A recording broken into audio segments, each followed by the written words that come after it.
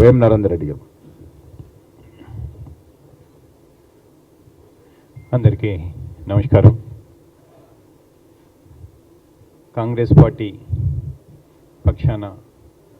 రాజ్యసభ అభ్యర్థిగా అవకాశం కల్పించిన కాంగ్రెస్ పార్టీ అధిష్టానానికి, కాంగ్రెస్ పార్టీ ఏఐసిసి అధ్యక్షులు శ్రీ మల్లికార్జున్ ఖర్గే గారికి,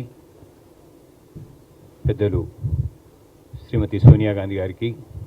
శ్రీ రాహుల్ గాంధీ గారికి, కేసీ వేణుగోపాల్ గారికి, రాష్ట్రం నుంచి ముఖ్యంగా ప్రదేశ్ కాంగ్రెస్ అధ్యక్షులు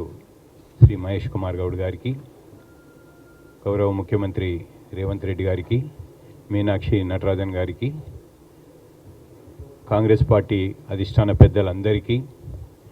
మరియు రాష్ట్రంలోని ఇక్కడి నుంచి ప్రాతినిధ్యం వహిస్తున్న పార్లమెంట్ సభ్యులు, శాసనసభ్యులు, శాసన మండలి సభ్యులు, గౌరవ మంత్రివర్గ సభ్యులు, ముఖ్యంగా కాంగ్రెస్ పార్టీ నాయకులు, కార్యకర్తలకు అందరికీ పేరు పేరున ఈ అవకాశం కల్పించినందుకు నా హృదయపూర్వక కృతజ్ఞతలు తెలియజేసుకుంటూ, రాబోయే రోజుల్లో ఇప్పటివరకు ఎలా పనిచేశామో